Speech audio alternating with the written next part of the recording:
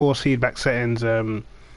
This has been requested by one of the people that's been watching my video. So I'm going to quickly run through the wheel settings and just certain things that may help you go quicker, should I say. So yeah, generally on my wheel, which is a T300, I've actually got the GTE, not the RS shown on screen, but it's the same wheel basically, just a different rim. But I actually run my wheel on 900 degrees. I don't run it on 1080. I prefer 900 for some reason.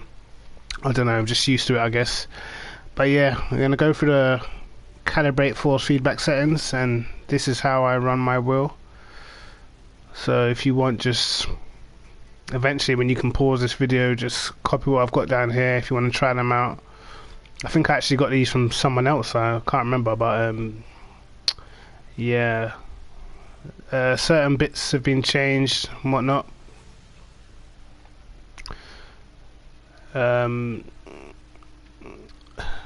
My wheel's calibrated to 900 degrees.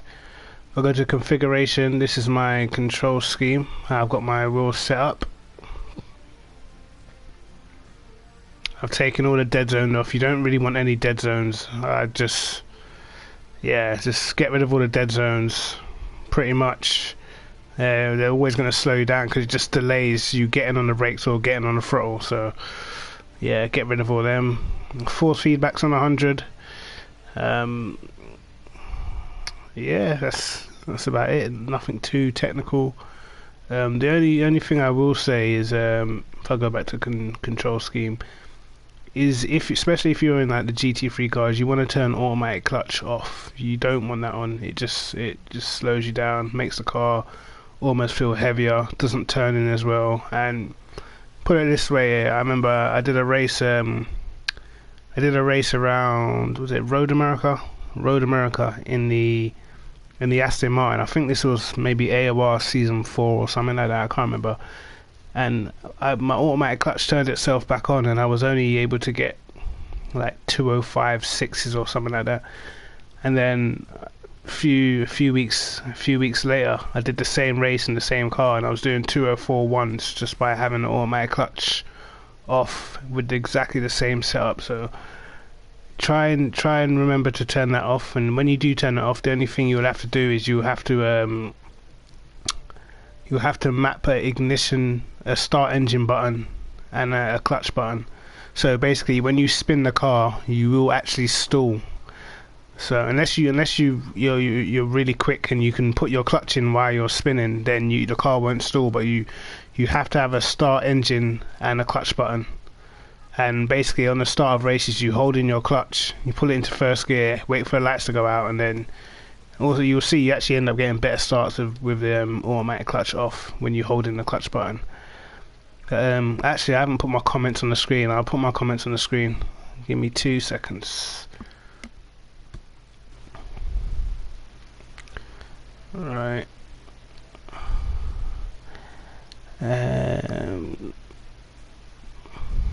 What have I done here? Display spectator comments. Right, sweet.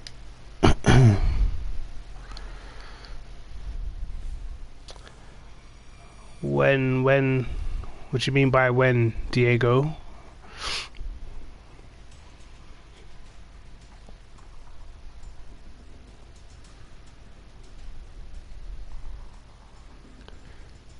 What do you mean by when?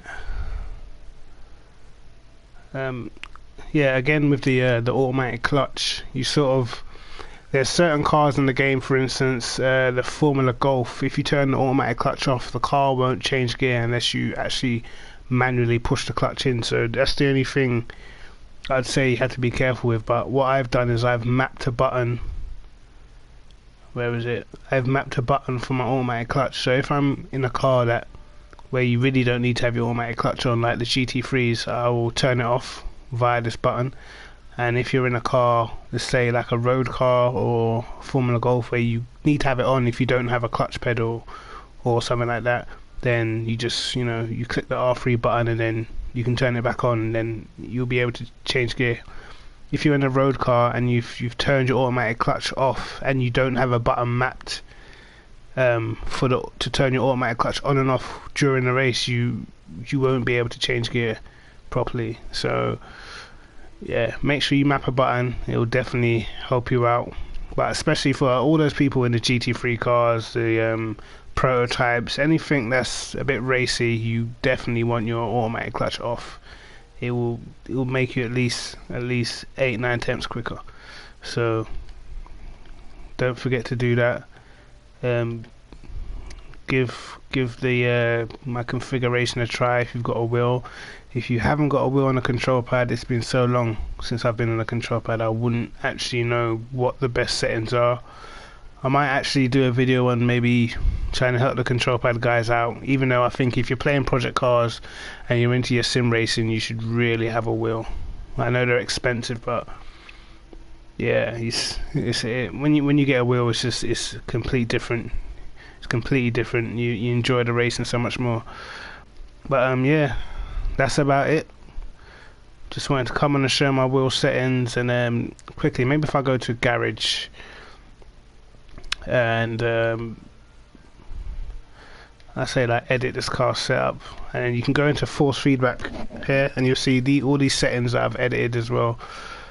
And basically your master scale, all these FY, FZ scale, FY scale, FZ scale, all these are different parts of the force feedback. Some of them are for, you know, like how the force feedback affects the brakes, how the force feedback affects steering from left to right, or how it affects bumps and stuff like that. So certain tracks you might want to fine tune how much you want the bumps coming through your wheel and stuff like that. And the master scale is basically like, that's your overall force feedback. So if you was to put that up to 38, then everything will go super strong. It will be super heavy, but I tend to leave it around 26, between 26 and 22, and I'll edit each force feedback setting individually just to get the best performance out of the car and best performance out of how the force feedback affects the car. You've got where is it?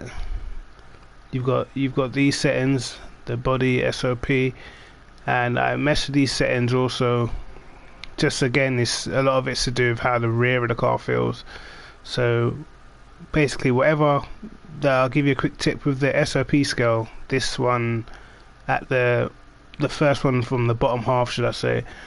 Normally, whatever your master scale is, you want your SOP scale to be the same.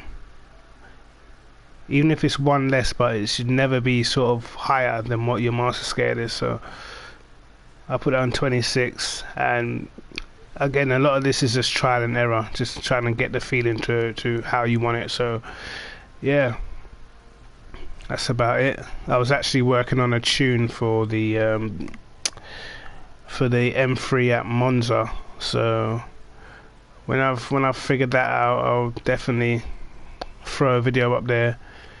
But from now on, I'm probably going to be doing a lot more streams on my Twitch channel. I don't really use my Twitch channel enough, but I'm going to start doing a lot more streams on my Twitch. I'm going to leave the streaming to Twitch and not put too many streams on YouTube, because my channel just gets a bit messy otherwise. So yeah, so my Twitch channel, Kryptic TMG, obviously, or Mr. TMG, I can't remember, I think it's Mr. TMG.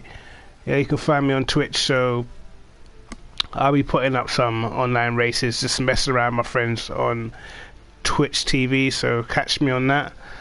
And yeah, I've got another few videos coming up. Got a setup for the M3 at Brands Hatch, got a setup for the SLS at Brands Hatch.